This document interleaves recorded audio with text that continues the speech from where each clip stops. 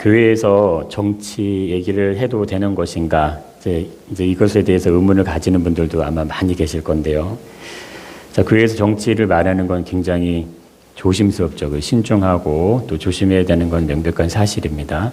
그러나 교회가 정치를 말하지 않는 것은 이제 명백하게 성경적이지 않다는 것도 사실이라는 거예요. 정치는 인간에게 주어진 어떤 삶의 지혜의 그냥 한 방법이라고 할 수 있습니다. 인간이 커뮤니티, 공동체를 이루며 살아가는데 꼭 필요한 기본적인 수단이 되죠. 그러니까 공동체 사회, 국가, 나라를 형성하게 되면 이것은 이제 자연스럽게 생겨날 수밖에 없는 것이죠. 이것은 지극히 성경적인 통치의 모습들 안에 있는 것이 거기서 나온 것이 정치라고 할 수 있다는 거예요. 에덴 동산을 한번 생각해 보시면 생육하고 번성하게라고 말씀하셨잖아요. 그러면 그곳에서 또 다른 아담과 하와가 생겨나면 그러면 동산 안에서도 규칙이 생기고 질서가 생겨날 수밖에 없다는 거예요. 그러면 다수의 사람들이 함께 공존하게 되면은 이 정치, 다스림이라는 개념이 생겨날 수밖에 없다는 거죠.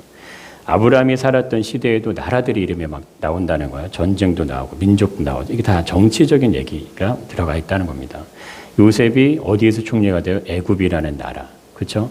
이스라엘만 해당되는 거예요. 애굽이라는 나라의 총리가 됐다는 거예요. 거기에 7년의 흉년, 7년의 풍년 이것도 뭐 다 그 나라의 현실에 있었던 정치된 얘기들이 다 나오죠. 이스라엘 70인이 가족이 애굽에 살았다. 노예로 살았다. 이것도 다 그런 얘기고 430년과 애굽 종살이했다. 이것도 다 정치된 내용이 들어가 있게 됩니다. 모세가 애굽에서 바로와에게 10가지 재앙을 내리죠. 그리고 출애굽합니다. 이것도 다 그런 내용이 들어가죠. 광야 40년 법이 만들어지고 성막이 세워지고 이스라엘 민족의 정치성을 교육하는 일들. 이게 뭐 다 통치 행위가 들어간다. 정치적인 것들이 다 들어가 있죠. 사사시대를 넘어오면 더 확연하죠. 사사들의 모습에서도 이런 거 나타납니다. 오늘 본문의 말씀처럼 그때 이스라엘 왕이 없으므로 통치자가 없다는 거죠. 정치적인 얘기가 담긴 의미가 들어갑니다. 제대로 된 정치가 이루어지지 않자 사람들이 그냥 자기 속에는 옳은 대로 살아갈 수밖에 없는 그런 상황이 되는 거죠. 이스라엘의 왕이 세워지기 시작하면 이건 본격적으로 나타납니다. 이스라엘 나라의 역사가 쭉 나오죠. 그래서 사무엘상하, 열왕기상하, 역대상하 모두 다 정치적인 이야기들로 구성이 되어 있다고 해도 과언이 아니라는 거죠. 대연서, 소연서도 다 그렇습니다. 당시 제국들 안에서 이스라엘의 이야기를 다루고 있다는 거예요. 에스더, 포로 생활을 하는 이스라엘 백성들의 모습을 그 현실의 나라의 정치적인 상황과 연결해서 얘기하죠. 다니엘, 역사 속에서 인간의 왕국을 다스리는 하나님의 주권을 기록해 놨다는 거예요. 성경은 사람들이 이야기를 다루고 있는데 그 이야기의 핵심에는 자연스럽게 이것이 정치적인 부분들이 들어간다는 겁니다. 그래서 이 정치와 인간의 삶은 분리가 되지 않는다는 거, 이게 연결되어 있다는 거예요. 이걸 성경적으로 정치를 보면은 그냥 이 세상 나라들이 세상 나라들이 살아가는 이야기다 이렇게 얘기할 수도 있다는 거예요. 국민을 이루고 나라를 이루고 백성으로서 사회를 이루며 살아가는. 그러니까 이것을 큰 의미로 보면은 크게 정치다 이렇게 또 표현하는 거죠. 그곳에는 왕이 있고요, 권력자들이 있고 국민이 있고 백성이 있게 됩니다. 근데 이걸 사전적으로 의미해보면은 사회 내에서 권력을 형성하고 행사하며 공동체 목표를 설정하고 이를 달성하기 위한 과정과 활동. 이게 커뮤니티를 이루면 이런 일들이 자연스럽게 생겨나겠죠. 그러니까 사람들이 모여있는 곳에서 이런 모습들은 반드시 따라오게 된다는 거죠. 그 의미가 커질수록 국가라는 거대한 단위의 정치 체계가 이제 생겨나게 된다는 겁니다.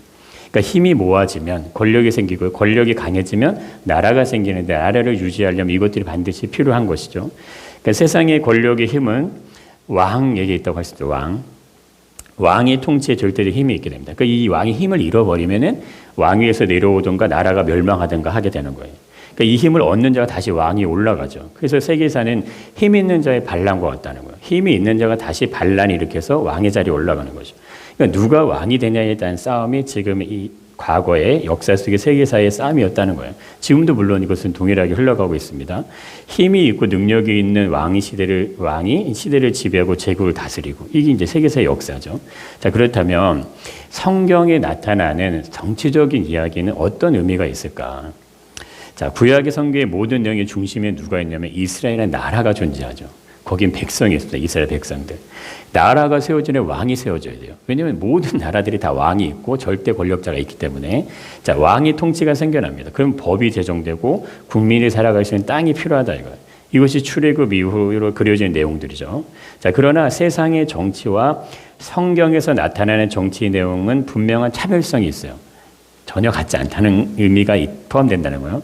성경은 권력자들, 힘이 있는 사람들에 의해서 이루어진 정치 행위에 대한 부분에 초점이 있지 않습니다. 성경 그거를 주목하는 게 아니고 성경에 나타나는 핵심은 하나님의 주권이에요. 절대적인 섭리에 그 모든 초점이 흘러가고 있고 거기에 중심이 있다는 거예요.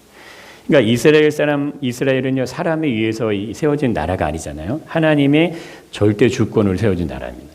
아브라함으로부터 해서 애굽의 총리 요셉, 애굽을 탈출하는 모세, 이스라엘의 왕권을 세워가는 다윗, 가나안을 정복하는 여호수아, 이 모든 것 안에는 하나님의 절대 주권에 대한 이야기가 들어있다는 거예요. 그러니까 이것이 지금의 이스라엘 역사죠. 그러니까 모든 내용 안에는 이제 하나님의 절대적인 섭리에 대한 부분이 초점을 맞춰져 있습니다. 그러니까 이스라엘은 세상에 있는 나라로 분명히 존재하고 있는데 세상에 있는 나라들과는 구별이 되는 거죠. 자, 세상의 나라의 정치는 권력을 잡은 자들을 중심으로 해서 나타나는 그냥 통치 행위로 볼 수 있어요. 근데 이것은 늘 바뀐다. 힘에 의해서, 권력자들에 의해서. 그러나 이스라엘은 그것이 아니라는 거예요. 하나님의 직접적인 통치가 이루어진 하나님 나라의 모형, 이걸 누가 보여주고 이스라엘 나라가 보여주고 있다는 거예요. 그러니까 지금으로 본다면 그것이 누가 교회라는 것이고, 그리고 그것이 성도라는 것이죠.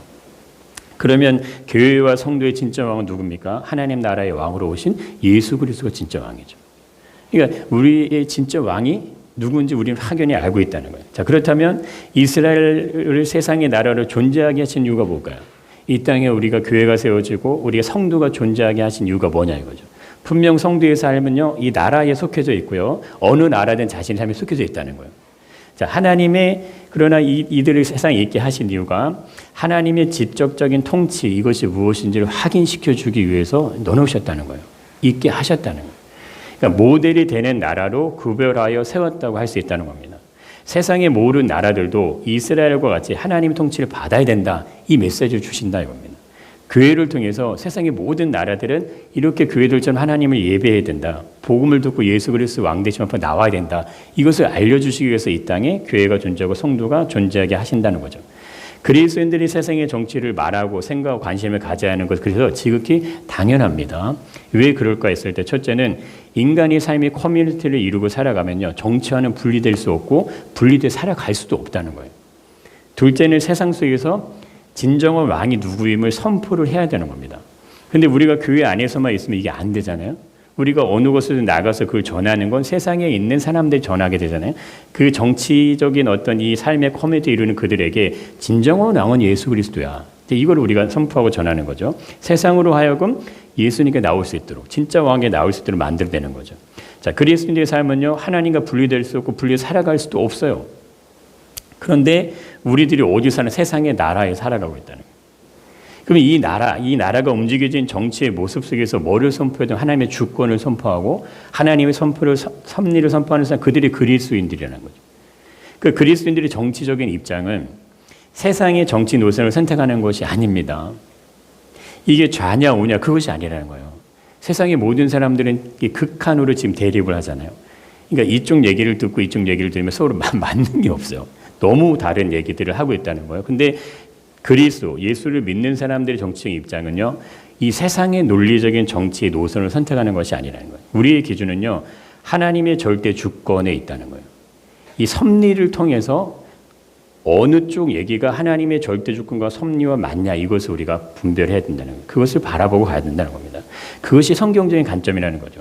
세상의 나라 속에서 이스라엘이 있지만 이스라엘의 절대 주권 하나님께 있다는 걸요, 잃어버리면 어떻게 돼요? 그럼 망하는 거고, 한쪽으로 휩쓸려가는 거고, 정체성 잃어버리는 거. 교회가 동일한 겁니다. 침묵을 하는 것도요, 결국 잃어버리는 게 되는 거고, 아무 소리를 내지 않는 것도 결국에는 잃어버리는 게 되는 거예요. 그럼 교회가 소리를 내야 되겠죠. 어떤 소리를 내야 됩니까? 올바른 성경의 가치관 입각한 소리를 내야 된다는 거예요. 이것이 맞다 생각하면 그것을 밀고 가야 된다고. 왜? 그것이 결국 교회를 지키는 것입니다. 나라를 지키고 복음을 지키는 일이기 때문에 그것을 하기 위해 싸워야 된다는 거죠. 우리들은 대한민국이라는 세상의 나라에 속해 있지만 본질은 뭐예요? 우리의 본질은요, 하나님 나라에 우리가 속해 있어요. 그럼 하나님의 백성으로서 세상의 정치 위에 있는 하나님의 주권을 가지고 올바른 쪽으로 이 나라가 흘러갈 수 있도록 우리의 영향력과 우리의 기도와 우리의 어떤 힘을 거기다 쏟아 부어줘야 된다는 겁니다. 그래야 교회가 하나님 나라를 이루어갈 수가 있게 되죠. 그러니까 봤어요. 만약에 좌파적인 입장에서 성경적인 입장과 반대지가 않아요. 그들의 주장이. 그럼 그들이 교회를 인정하면 그들을 지지해야 되겠죠. 근데 반대로 우파의 입장에서 성경적인 입장과 반대된 내용을 가지고 있어요. 그럼 그들을 지지하면 안 되는 겁니다. 이건 누구를 지지하고 안 지지하고의 문제가 아니라는 거예요. 정치적인 노선 이것이 절대 아닙니다. 그러면 교회는요 갈라지게 돼 있어요. 교회는 절대 이게 하나가 될 수 없습니다. 이게 성경의 가치관에 부합하냐 아니냐로 그리스도의 정치적 입장이 나타나야 됩니다. 이것이 경상도든 전라도든 강원도든 상관이 없는 거예요. 그 위에 있는 것이 하나님 나라의 원리라는 거예요. 이 세상의 정치의 어떤 색깔의 위에 있는 것이 하나님의 주권이죠. 그러니까 우리의 왕이 누구냐 이것을 우리가 항상 잃어버리면 안 되죠. 우리의 왕은 오직 한 분이십니다. 그러니까 이 세상의 정치보다 더 위에 계신 분이 진짜 우리 왕이라는 거예요. 그럼 하나님의 주권에 입각한 주장을 우리는 반드시 얘기를 해야 되는 겁니다. 가나안 땅 이스라엘 백성들 들어가서 하는 것이 바로 그거예요. 하나님 나라의 깃발을 꽂는 거죠. 그럼 세상에 있는 모든 사람들이 하나님 나라를 공격해요. 그 나라를 없애려고 해요. 그 나라가 들어온 것을 막아서요. 그럼 어떡합니까? 그래 양보할게. 그래 그냥 너희들 들어와. 이렇게 할 수가 없다는 거예요. 그러면 어떻게 합니까? 그러면 다 망하고 죽는 거예요. 싸워야 될 땐 싸워야 되고요. 죽여야 될 땐 죽일 수밖에 없는 것이 전쟁의 의미인데 그것이 영적인 전쟁 안에서 이스라엘 백성들의 역사 속에서도 그대로 들어가 있다는 겁니다. 세상의 모든 나라들은 세워졌다가 무너지고 또다시 생겨나는 게 세계에서 역사에 존재합니다. 그럼 보세요. 오늘날의 나라들은 어떠냐. 결국엔 어떻게 됩니까? 예수 그리스도가 재림하시게 되면 다 끝이 나게 돼요. 다 마무리된다는 거죠. 그런데 세상의 나라가 하나님 왕권을 인정하지 않게 될 때 예수님이 오시기 전까지 과거의 역사를 통해 보면요. 교회는 박해를 받습니다. 그러면 복음이요. 막히게 되고 결국에는 거부되고 결국에는 교회가 무너진 역사. 이것이 이제 역사적인 증명으로 왔다는 거예요. 우리가 속한 대한민국이 정치가요. 복음 반대되는 행위를 하게 될 때 이것을 가만히 보고만 있으면 어떻게 됩니까? 결국에는 그 직격탄이 어디와 교회에게 온다는 겁니다. 이건 그냥 겉으로 드러나는 싸움이 아니라 실제 본질적인 싸움, 영적인 싸움이죠. 결국엔 누구를 공략하는 걸까? 이거는 교회, 복음, 하나님 나라를 향한 공략이라 이거. 그것이 공격이라는 거죠. 정치는 정치인들이 하는 것이고 우리는 교회에서 신앙생활 하면 되는 것이지 하는 분들이 의외로 굉장히 많이 계신데 그러나 이건 절대적인 오류라 이거죠. 기독교인들이 많은 우리 크리스찬 분들이 왜 대안학교를 찾아갈 수밖에 없냐 이거죠. 그건 공교육이 무너져 있기 때문에 그래요. 올바른 교육적 내용들이 아닌 선별되지 않은 그런 교육이 아이들한테 막 주입이 됩니다. 그럼 이 아이들이 어려서부터요 세상적인 가치관 넘어서 너무 이상한 가치관을 가지고 성장한다 이거죠. 제대로 된 교육이 이루어지지 않고 있다 이겁니다. 만약에 대한민국 자유민주주의가 흔들려서 사회주의 공산주의로 흘러가게 된다면 가장 먼저 탄압을 받는 곳은 당연히 교회입니다. 이미 지난 정부에서 이건 너무나 확연하게 드러났어요. 교육을 어떻게 박해했는지를 다 경험을 했다 이거죠. 예배가 중단돼 사람들이 예배에 오는 거 다 막아놨어요. 자, 그러나 모든 기관이 동일하게 적용되는 그렇지 않다는 거예요. 그로 인해 엄청난 타격을 받았어요. 그리고 이런 일들이 만약에 앞으로 또다시 이런 일이 생겨나면 그래도 침묵할 거냐 이거죠. 그래도 그냥 우리는 그냥 교회 안에 있으면 되지 이렇게 얘기할 수 있냐. 그것이 아니라는 겁니다. 세상의 나라의 정치가 하나님의 주권을 침범에 들어오면 그리스도인들이 깨어나서 일어나야 돼요. 이거는 나라를 지키고 교회를 지키기 위해서 하는 겁니다. 그러니까 알아서 잘해주겠지. 우리들이 기도만 하면 하나님께서 모든 걸 해결해 주시겠지. 그렇지가 않다는 거예요. 지금 우리들이 누리는 이 자유민주주의 시장경제의 삶의 평안함이 그냥 주어졌을까? 그것이 아니죠. 쟁취하고 만들어낸 거예요. 우리의 어떤 믿음의 선진들이 이걸 다 만들어낸 겁니다. 우리나라에 복음이 들어왔을 때 그로 인해서 우리나라에 복음이 심겨졌을 때 이 큰 꼭지점을 한번 본다면 그 복음으로 시작돼서 가장 나라와 민족이 나타냈던 첫 번째 그 결과가 3.1 독립운동이라고 생각해 볼 수 있다는 거예요. 결국 기독교인들이 깨어있는 정신이 나라의 독립을 외쳤죠. 그 다음에 이승만 대통령을 통해서 대한민국이 건국이 되는 겁니다. 그때 자유민주주의 나라가 헌법이 법률이 제정이 돼서 지금의 나라로 이어져 온다는 거예요. 그리고 또 다른 꼭지점이요. 박정희 대통령 시대의 경제의 기초를 달 수 있는 이런 일들이 일어난다는 거예요. 자, 이게요. 교회가 있었기 때문에 다 가능한 일들이고 믿음이 있었기 때문에 이만큼 왔다 이거예요. 그러나 아시는 것처럼 1990년대 이후로부터 어떻게든 교회의 성장 곡선이 꺾이게 됩니다. 영적인 이것이 그냥 교회가 주춤한 게 아니고요. 영적인 힘과 에너지가요. 세상으로부터 밀려오는 거대한 쓰나미에 교회가 꺾여간다 이거예요.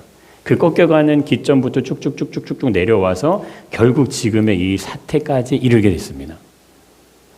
이것이 교회와 전혀 상관없는 일이 아니고 전적으로 이것은 교회가 각성하고 깨어있지 않으면 지금 대한민국 교회가 누려왔던 이 모든 영광은요, 한순간에 무너질 수도 있어요. 아시잖아요. 이게 공동탑을 쌓아 올리는 건요, 수십 년, 수백 년이 걸려도 무너지는 건 한순간에 무너질 수 있습니다. 국가와 정부가, 국회가 올바른 통치행위를 하는가, 이것을 감시하고 점검해야 하는 책임이 국민에게 있어요. 그러나 국민이 이걸 직접적으로 하지 못하니까 국회의원들을 선출해서 그들에게 권한을 위임해서 그걸 하도록 했습니다. 그럼 믿음을 가진 그리스도인들은 국민이 아닌가 하는 거예요. 국회가 어떤 일을 하는지, 정부에 지금 어떤 상황에 있는지, 국가가 얼마나 심각한 위기 상황에 있는지 관심을 가지지 않아도 되는 것인가? 우리의 본질적인 신분이 하나님 나라에 속해 있으니까 그냥 우리는 교회 안에서 믿음 생활하면 잘하면 되는 것인가? 자유민주주의 기본 개념은 이게 다 성경에서 나옵니다. 대한민국의 건국 이념도 다 성경에 기초해서 믿음 안에 있는 사람들이 그걸 다 만들어냈다는 거예요. 근데 이게 시장경제 원리 또한 성경적인 원리라 이겁니다.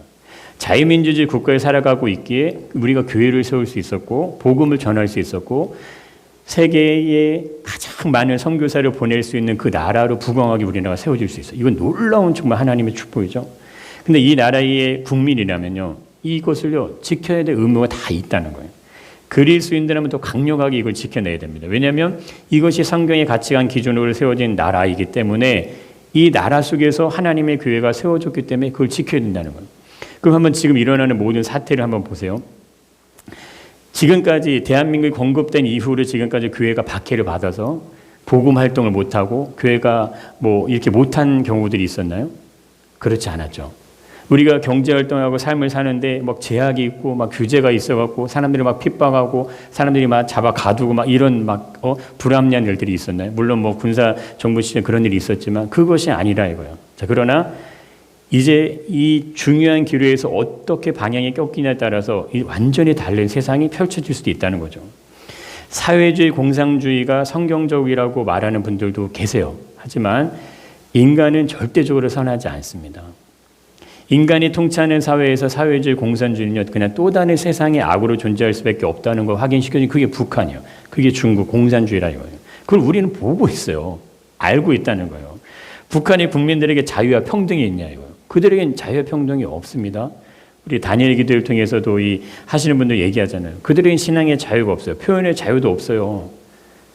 그들 누구며 김정은에 대해서 막 안 좋게 얘기할 수 있습니까? 못 하잖아요. 김정은이 악하다고 이런 얘기 못 한다 이거예요. 경제활동의 자유가 보장되어 있냐? 이런 거 하나 없다 이거죠. 교회 와서 마음대로 신앙생활하면서 예수님 나의 왕이십니다 고백할 수 있는 못 하잖아요. 그들에게 왕은 절대 권력을 잡은 그 사람이 그냥 왕이잖아요. 그런데 보세요. 중국의 교회가 세워질 수 있어요? 북한의 교회가 세워질 수 있나요? 안 되잖아요. 못 세운다 이겁니다. 그런데 왜 종북 세력을 지지하는 친중을 외치는 쪽을 응원하고 지지하냐 이거죠. 민주주의는 국민이 주인된 나라가 자유민주주의입니다. 대통령이 존재하지만 이건 헌법에 명시한 기준에 따라 그냥 소임을 다하는 것뿐이죠. 물론 세상에 어떤 체제는 완전할 수가 없어요. 뭐 불완전함도 있고요. 거기 안에 여러 가지 폐단이 다 존재합니다. 그러나 가장 성경적인 원리와 기준이 적용될 수 있는 게 자유민주주의 시장경제 원리라는 거예요. 자, 이것이 있기 때문에 우리가 지금 대한민국의 삶을 누리고 있습니다. 많은 젊은이들이 이것을 사실 잘 못 느끼기 때문에 그냥 나가서 뭐 탄핵을 외치기도 하고 막 정권 퇴진 외치기도 하지만 실상은요, 그걸 제대로 알면 그렇지 않아요. 건국 이래도 76년의 시간 동안 지켜왔기 때문에 오늘날 대한민국이 존재할 수 있죠. 이것이 근간이 됐던 것이 그것이 헌법이고 법률이죠. 대한민국을 지켜냈던 건 헌법이고 법률이에요. 이것이 기반을 해서 나라가 이렇게 세워질 수 있다는 거예요. 자, 대한민국 헌법 제1조에 대한민국은 민주공화국이다 명시되어 있죠. 민주라는 것은 국가의 모든 주권, 대한민국의 주권은 국민에게 있다는 거예요. 모든 권력은 국민으로부터 나온다는 거죠. 공화국은 왕이나 어떤 독재자가 통치하는 게 아니라 법과 제도로 운영되는 나라를 뜻한다는 거죠. 그러니까 대한민국은 민주주의, 공화주의 기반으로 세워진 나라입니다. 근데 지금 돌아가는 형국을 보세요. 그것이 어떤 모습인지.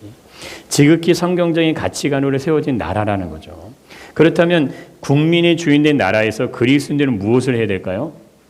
그 국민의 진짜 주인은 예수라는 것을 말해야 된다는 거예요. 그러니까 이 나라의 주권이 이 나라의 어떤 것들이 국민에게 있다면 그 국민 위에 있는 분이 누구냐? 그분이 예수 그리스도다. 그분이 진정한 이 세상의 진짜 왕이라는 걸 말해야 된다는 거죠. 그래서 그리스도인들에게 적극적으로 하나님 나라를 위해서 싸우고 방어하고 지켜나가야 되는 책임과 의무가 있는 겁니다. 이게 없지 않다는 거예요. 그러니까 왜 그럴까 보세요. 우리의 사명은 분명하죠. 땅끝까지 이르러 복음을 증거하는 거죠. 이를 위해서 뭐가 돼야 돼요? 예배가 드려져야죠. 예배가 안 드려지는데 어떻게 복음을 전합니까? 전도가 이루어져야 돼요. 그 복음 선포가 되어져야 돼요. 근데 이거를 가로막는 게 뭐예요? 법이잖아요. 법률로 가로막는다 이거예요. 니네 하면 안 돼. 처벌받을 거야. 그럼 그걸 누가 할 수 있냐 이거예요. 처벌되는데, 처벌받는데. 그의 본질적인 모습이 정부에 의해서 법에 의해서 막혀지는 일이 일어나지 않도록 싸워야 되죠. 자, 이것은 정치적인 모습과 별개로 이루어질 수는 없다 이겁니다. 대한민국 국민으로서 국가, 나라, 다음 세대를 위해서 반드시 지켜나가야 하는 것이 자유민주주의라는 거예요. 이것이 지켜져야 교회가 지켜주고 복음이 지켜질 수 있습니다. 우리들의 신앙을 다음 세대에게 계승할 수 있는 유일한 길이 이걸 지키는 거죠. 세상의 정치를 향하여 하나님의 통치를 우리가 올바른 것을 얘기하고 하나님의 주권, 하나님의 나라의 정치 의미를 보여주고 설명해 주는 일을 해야 돼. 그들이 그리스도인들이죠. 그래야 세상 속에 하나님 나라를 세워갈 수 있다는 거죠. 그리스도인의 정치에 대한 입장은요. 그래서 어느 편에 어떤 정치적인 신념을 가지냐가 그것이 아니라는 거예요. 교회가 정치를 말할 때는 분명한 기준, 그것은 하나님의 나라예요. 성경적 가치관, 하나님의 주권과 섭리, 하나님이 절대적으로 왕이시라는 거죠. 이게 국민을 위해 보세요. 국민을 위해 국가를 위해 나라를 위해 정치가 이루어지도록 하는 것이 결국 뭐예요? 우리가 하나님 나라의 원리로 본다면 그것이 이 세상에도 그대로 이루어져야 되겠죠. 헌법이 보장하는 대로. 그러니까 절대 권력을 잡은 북한과 같은 나라가 되면 절대 안 된다는 거죠. 사회주의 공산주의를 따르고 있는 중국과 같은 나라가 되면 안 된다는 거죠. 북한이라는 나라가 동경의 대상이 되고 그들이 사상의 가장 이상적인 모습처럼 막 보여집니다. 근데 이건요, 성경적인 가치관하고 전혀 맞지 않는 거죠. 북한 체제를 유지하기 위해서는 기독교를 박해해야 돼요. 신앙을 뺏어야 돼요. 그런데도 거기가 좋다고 어떻게 얘기할 수 있냐 이거예요. 그들에게 이제 그 체제를 유지하려면 거짓과 허구, 허상, 실체들을 가지고 있어야 돼요. 누구만 살찌워요? 그들이 결국 그 위에 있는 부르주아 그들만 살찌우는 거잖아요. 그걸 다 알고 있으면서도 왜 그들의 체제를 동조하냐 이거죠. 국민을 위하고 국가를 위하고 나라를 위하여 정치가 이루어지기 위해서는요. 공의와 정의가 살아 있어야 돼요. 결국에는 법이 무너진다는 이 공의와 정의가 무너지는 거죠. 거짓과 불법은 처벌을 받아야 돼요. 받을 수밖에 없는 거. 그래야지만 공의와 정의 지켜지죠. 헌법과 법률과 질서가 유지되고 보호되고 지켜지는 나라가 되어야 된다는 거예요. 그런데 이러한 민주공화국의 모습을 발전시키고 유지시키는데 스스로의 힘으로 어려움이 예상될 때 우리가 이걸 하기엔 너무 어려워. 그럴 때 이 상호 같은 어떤 이것이 되는 나라들끼리 상호 협약을 맺습니다. 그것이 1953년 한미동맹으로 맺어진 거죠.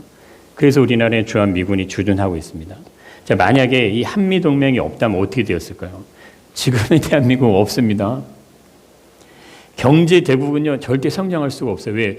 국가 안보가 불안한데 누가 대한민국에 투자를 하겠냐 이거예요. 그냥 불안전한 상태에 늘 있을 수밖에 없다는 거예요. 언제 전쟁이 일어나도 이상하지 않은 상태에 있는 나라에 누가 관심을 갖겠냐 이거죠. 자, 이것을 막아준 것이 한미동맹이라는 거죠. 비상계엄을 선포한 대통령의 발표에 이 부분이 들어가 있습니다. 반국가 세력, 종북 세력에 대한 부분을 언급하고 있다는 거예요. 지금은 자유민주주의 대한민국의 절대적 위기에 놓여 있고 심각한 상황에 직면되어 있다는 판단을 대통령이 내렸습니다. 우리의 자유를 위협하는 세력들로 인하여 국가의 미래가 전복될 수 있는 위험이 있다. 이거를 비상계엄을 선포할 때 그때 그 담화 발표 내용의 그 핵심이 그것을 담아놨습니다. 자, 이것을 우리 지금 현 시국에 한번 적용해 보시면 누가 진짜 나라와 국민과 국가를 위해 싸우느냐 이걸 우리가 봐야 된다는 거죠. 정말 나라와 국가와 국민을 싸우려면요 헌법을 지켜야 돼요. 법을 지켜줘야 된다는 거죠. 이걸 누가 하고 있냐 이거죠.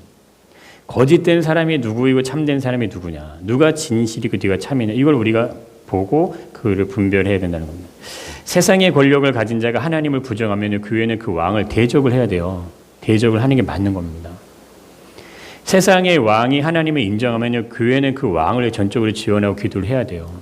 이건 편협한 게 아니에요. 그것이 맞는 겁니다. 그것이 우리의 12.7이었잖아요. 여러분 민주당에서는 차별금지법을 어떻게든 발의시켜 통과시키려고 해요. 국민의힘은 그걸 막아서려고 해요. 그럼 우리 누구를 지지해야 되냐 이거죠. 우린 누구를. 이게 좌파 우파의 어떤 성격과 상황을 얘기하는 것이 절대 아닙니다. 대한민국 교회들이 일어나서 100만이 모여 차별금지법 반대 입장을 냈습니다. 자, 그런데 차별금지법을 반드시 통과시키겠다고 하는 정당이 지금 일어나서 막 하고 있으면 이게 어떻게 해야 되냐 이거죠. 왜 이런 일을 했을까요? 우리 교회들이요. 교회를 지키고 다음 세대를 지키고 결국에 나라를 지키는 일이기 때문에 한 겁니다. 단순히 이기적으로 우리들이 교회만 지키기 위해서가 아니에요. 자유민주주의 대한민국을 수호하고 지키기 위해서 교회가 일어난 거죠. 이것을 위해서 그리스도인 성경적 가치관을 가지고 세상의 정치를 향해 목소리를 냈어요. 그리고 앞으로도 내야 되고 지금도 낼 수밖에 없고 내야 됩니다. 세상의 진정한 왕 그리스도다. 그러니까 그리스도 예수 그리스도와 반대되는 입장을 가지는 사회주의 공산주의를 대항해서 싸울 수 있어야 돼요. 왜? 그것이 아니니까. 그것은 자유민주주의 헌법이 보장한 국민에 의해서 만드는 국민의 주권이 있는 나라가 아니라 이겁니다. 하나님의 왕이심을 세상 사람들이 말해주기 위해서 우리는 이걸 해야 된다는 거죠. 결국 이것은 예수 그리스도 이 땅에 오셔서 하신 일이에요. 이 땅의 모든 나라들은 때가 되면 다 정권도 권력도 다 무너집니다. 진정한 왕은 오직 한 분밖에 안 계시다 이거예요. 그럼 우리는 그것을 선포해야 되죠. 왜 지금의 현실에 이 상황에 놓고 교회들이 막 분열합니까? 막 여기로 나누고 저기로 나누고. 그럴 필요가 없다 이거예요. 세상의 왕이 하나님을 부정하는데 그를 추종하게 되면 결과적으로 어떻게 될까? 결과적으로 교회는 무너져요. 지금은 좋은 말로서 이렇게 아이고 뭐 이렇게 얘기할지 모르지만 아닙니다. 그 타겟 그 화살은요 영적인 부분이기 때문에 그 사람이 안에도 결국엔 교회를 향해 온다 이거예요. 결국 우리에겐 치명상을 입히는 쪽으로 온다 이거예요. 결국 교회가 무너지고 망하는 거예요. 북한의 교회가 어디 있습니까? 중국의 교회가 어디 있어요? 다 무너지고 망해 있잖아요. 지하에 숨어서 예배드리는 것 뿐이에요. 대한민국 교회가 그렇게 되기를 원하냐 이거죠. 차별금지법이 통과되는데 교회가 그냥 잠들어 있냐 이거죠. 그렇지 않잖아요. 대한민국의 다음 세대에 완전히 잃어버리면 이제 없어요. 지금 현재 일어나고 있는 이 상황보다 더 큰 쓰나미는 뭡니까? 이제 지금 이 어른 세대요. 지금 우리 국가의 어떤 이것들을 전체를 책임지는 우리 이번에 또 대통령 권한대행 탄핵을 받았지만 이분들이 없는 시대라고 생각하고 있어요. 앞으로 한 30년 후가 지나가면요. 이들이 가지고 우리 다음 세대들이 가지고 있는 사상과 생각과 기준을 가지고는 대한민국 지켜낼 수가 없어요. 정말 못 지켜냅니다. 그냥 한 번에 확 휩쓸려서요. 완전히 넘어갈 수도 있어요. 이걸 막아야 되죠. 이거를 지금 지키지 않으면 그냥 간다면 예전에 인구 절벽에 대한 얘기가 이미 30년 전부터 나왔어요. 40년 나왔어요. 그때는 그냥 갔잖아요. 지금 못 막잖아요. 지금에서 막으려고 하니까 안 되잖아요. 회복이 안 돼. 똑같습니다. 이건 교회가 경종을 울려야 돼요. 하나님의 절대 주권과 섭리가 우리나라를 통치하는 일을 만약에 국가가 법이 막았으면 어떡합니까? 싸워야죠. 결국엔 유럽의 교회들이 무너진 것이 이것 때문에 무너졌습니다. 이스라엘 백성들이 멸망했던 것 결국 이런 일 때문에 멸망했어요. 자, 이런 의미에서 현시교에 대한 교회 입장은 결국 단호해야 돼, 명확해야 돼요. 하나님 나라를 선포하고 지켜내야 돼. 그것은 자유민주주의 대한민국 시장경제 원리 지켜내는 거라 이겁니다. 대한민국은 상권이 분리되어 있습니다. 이것을 분리시켜놓은 건 독재를 막기 위해서예요. 권력의 남용을 막기 위해서요. 그럼 지금 누가 이 상권 분립의 원칙을 누가 깨냐 이거예요. 누가 훼손하고 있냐 이거죠. 대통령이 비상계엄을 되게 이것을 위반했나요? 아니면 대통령이 탄핵시키려는 사람들이 이것을 위반했냐? 이거 보시면 아신다요. 나라가 위기에 빠져 있을 나라를 구하는 것은 그냥 올바른 판단을 내릴 수 있는 사람들에 의해서만 가능합니다. 자, 야당이 금요일에 단독으로 한덕숙 대통령 권한대행을 탄핵을 가결했습니다. 자, 이들의 목적은요, 헌법 결국 재판관을 임명해달라, 임명하라 이거예요. 근데 그걸 하지 않는다고 하니까 탄핵을 했어요. 근데 이들이 행하는 모습을 보세요. 벌써 29번째 탄핵이라고 그래요.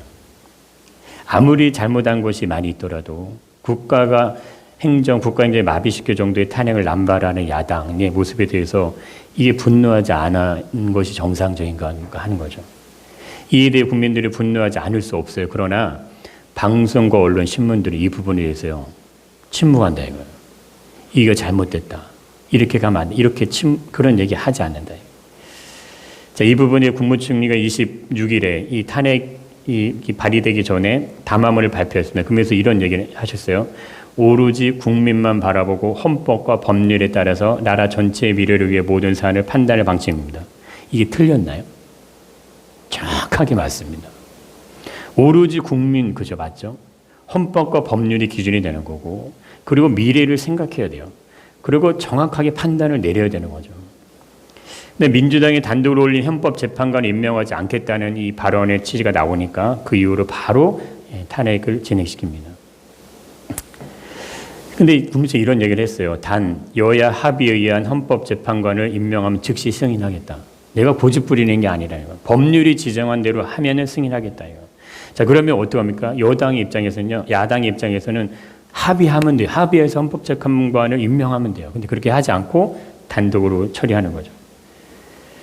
자, 겁박합니다. 이거 하지 않으면 탄핵시킬 거야. 그게 어떻게 법치국가냐 이거예요. 질서, 법, 이게 다 무너져 있어요. 입법의 독재가 이미 이루어지고 이것을 대통령이 언급을 했다 이거죠. 대통령을 탄핵시키는 의료를 가지고 헌법재판 임명하려고 하는 건 우리가 다 아는 사실입니다. 그래도 법의 기준을 넘어서면 안 되는 거죠.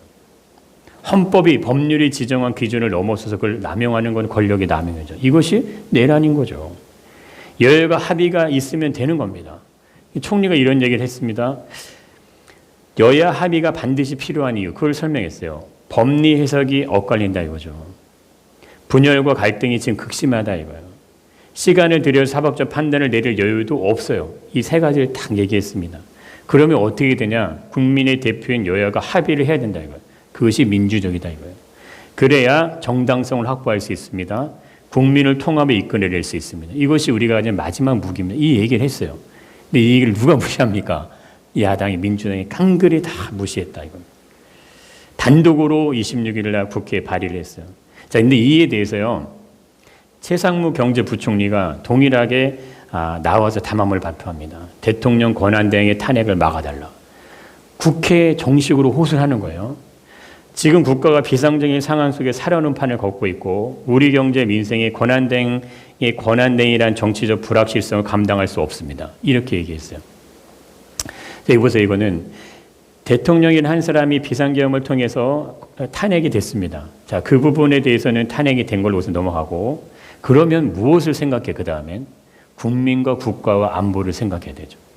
정말로 이 국가를 생각한다면요, 이 지금 한덕수 대행이 얘기했던 그 얘기, 그리고 이 대행이 대항이 될 이 지금 최상무 경제부총리가 얘기했던 이 얘기를 들어야 되겠죠. 왜? 너무 중요한 사항이잖아요. 지금 국가가 비상 상황 속에 살아오는 판 걷고 있다. 이건 정치적인 입장을 얘기하는 게 아니잖아요. 우리 국민이 처한 상황을 얘기한다. 우리 나라가 처한 상황을 얘기하는 거예요. 우리 경제, 민생, 권한대행이라는 정치적 불확실을 감당할 수 없다. 이게 명확한 사실입니다. 근데 이거를 듣지 않는 거예요. 전혀 아랑곳하지 않고 그냥 밀어붙입니다. 우리 경제의 대신인도 안보, 국민, 경제, 국정 심각한 타격을 입을 것입니다라고 얘기했어요. 모든 국민 듣는 앞에서 간곡하게 호소했습니다. 자, 근데 왜 이걸 그냥 강행시키냐 이거예요.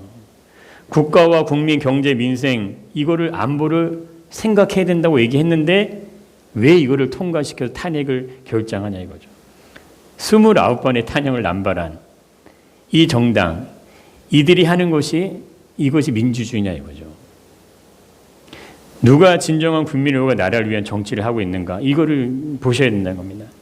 내각의 인사들이 나와서 정말 부탁한다고, 간곡히 부탁한다고 얘기했어요. 이게 누구를 위한 탄핵이냐 이거죠. 이것이 자유민주주의 상권 분립이 이루고 있는 정상적인 나라의 국회의 모습이냐 이거죠. 누구를 위한 겁니까 이것이? 정말 국가와 국민과 다음 세대, 미래 세대를 위해서 오직 국민을 위한 탄핵이냐 이거죠. 이 나라가 이걸 하면 잘 됩니까? 다시 부강해집니까? 다시 경제가 회복되기 위해서 29번의 탄핵을 합니까? 그것이 아니죠. 국민이 깨어서 일어나야 돼요. 국민이 깨어서 일어나야 돼요. 이건 단순한 문제가 아닙니다.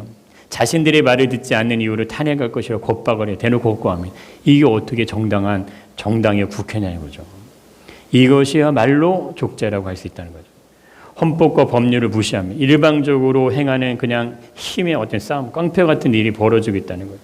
무엇을 위해서?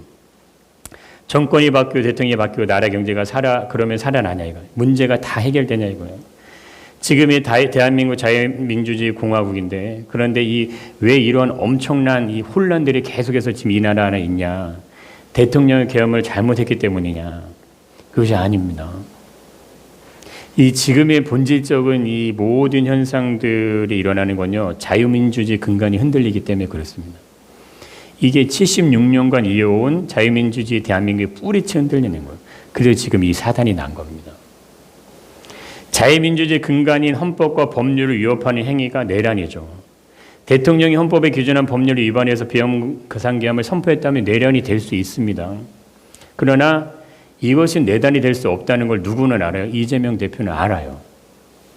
민주당도 알고 국민의힘도 압니다. 국민만 모를 거예요. 국민만. 이게 얼마나 침통하고 애통한 일이냐. 미국도 알고 중국도 알고 다 알아요. 그런데 왜 모를까요? 이건 사회주의의 민주주의 전쟁이기 때문에 모른다 이거예요. 수면 아래 깔려있는 체제의 전쟁이 일어나고 있는데 사람들이 그냥 대통령이 비상계엄을 선포했네? 이렇게 말하면 좀 그렇지만 미친 거 아니야? 멍청한 거 아니야? 술 먹고 비상계엄을 선포했대. 자신의 부인을 보호하기 위해 선포했대. 자신이 정치를 못하니까 그걸 방어하기 위해 선포했대. 엄청난 연모들이 엄청나게 많이 퍼지고 있습니다. 근데 실상 그게 아니에요. 사회주의, 공산주의와 민주주의 전쟁이에요. 이들의 배후에 누가 있냐 이거예요. 모든 언론, 방송, 지금 야당이 행하는 이들의 배후에 누가 있냐 이거예요. 북한이 있고 중국이 존재하고 있다는.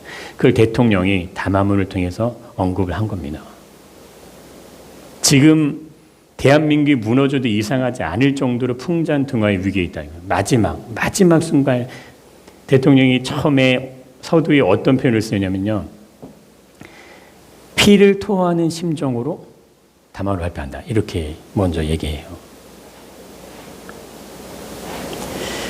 결국 보면 이 사회주의라는 건요. 대한민국의 근간에 있는 한민동맹을 무너뜨리고 결국 친중으로 넘어가려는 시도.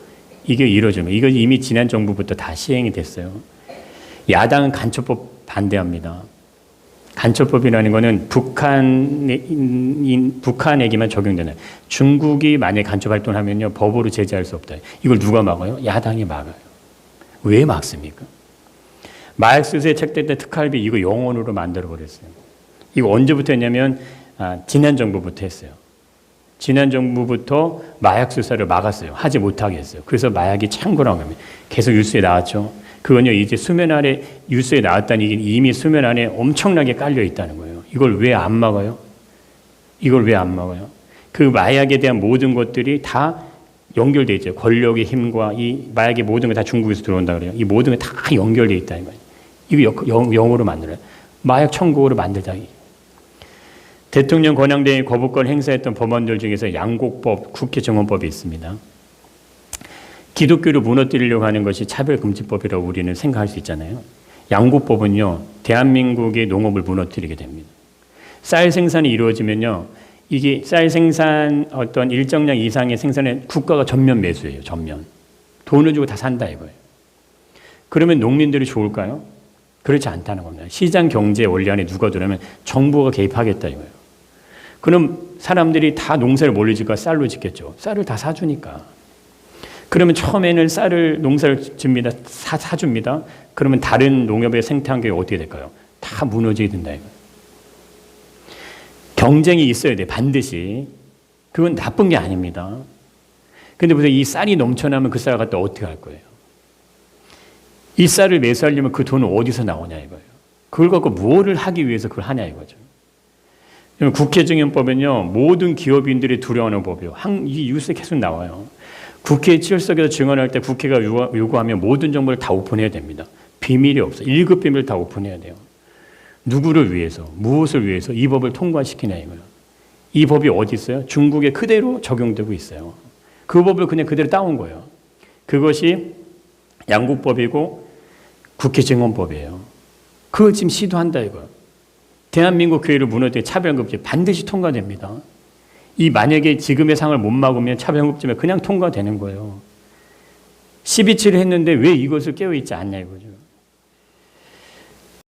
결국 이 싸움은 사회주의 공산주의 세력에 의한 자유민주주의가 공격받고 있는 영적인 전쟁이 됩니다. 이건 쉬운 게 아니죠. 이들의 목표는요. 이재명을 대통령으로 만드는 그게 아니에요. 대한민국을 사회주의 체제로 바꿔버리는 거예요. 통째로 그냥 어떻게 보면 싹 먹어보는 그것이 가능하지 않을 것 같아서요. 가능합니다. 정권이 바뀌면 그렇게 될 수 있어요. 국회의원 선거가 올해 있었어요. 만약에 내년에 정권이 바뀌어서 야당의 대통령이 나오면 그러면 국회의원이 3년 동안 같이 갑니다. 지금 절대 다수의 국회의원이 가지고 있는 어떤 일이 일어날 것 같으세요? 불법과 악법이 다 제정됩니다. 막을 수가 없어요. 막을 수가 없어요. 차별금지법, 양곡법, 국회증언법 이외에도 이재명 자신을 방탄하는 방통법들이 계속 생겨나요. 그러면 기업들이 대한민국에서 기업을 할까요? 아니요. 다 빠져나가겠죠. 사람들에게 돈을 퍼주고 막 경제를 부양하기 위해서 막 많은 일들을 막 할 겁니다. 그러나 그건 다 그냥 어떻게 보면 속임수에 불과한 거예요. 그렇게 이렇게 넘어가기 시작하면 막을 수 있는 방법이 없어요. 가장 무서운 건 뭡니까? 법이에요, 법. 헌법을 뜯어 고칠 수도 있어요. 절대 다수 의석으로. 그렇게 정권이 5년을 가고요. 다시 한번 이어서 야당이 정권을 잡게 되면 어떻게 됩니까? 돌이킬 수 없어요. 10년이라는 시간이 흘러가죠. 근데 여기에 뭐가 있어요? 부정선거가 있다는 거예요.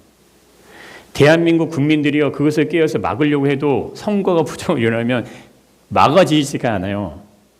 야당이 이길 수밖에 없어요. 그들이 정권을 계속 잡을 수밖에 없다 이겁니다. 부정하니까, 선거가 부정화 일어나니까. 그러면 대한민국 국민들이 앉아서 그냥 그렇게 넘어가는 거예요. 나라가 사회주의, 공산주의, 반국가 세계에서 무너지느냐, 자유민주주의 대한민국을 지키느냐, 이거를 피해를 토하는 심정으로 대통령이 계엄을 선포한 겁니다. 오늘 말씀에 나오죠. 그때 이스라엘 왕이 없으므로 뭡니까? 통치자, 하나님의 통치, 하나님의 절대 주권이 그들에게 없을 때 사람들은 각기 소견에 오른 대로 행하였다. 이 나라의 대통령을 세우신 하나님의 섭리가 있겠죠. 지금의 이 과정을 지나게 하신 또 하나님의 섭리가 있을 것이고, 대통령이 탄핵 비상계엄을 선포한 속내가 있을 거예요. 이건 조금만 생각해 보셔도 압니다.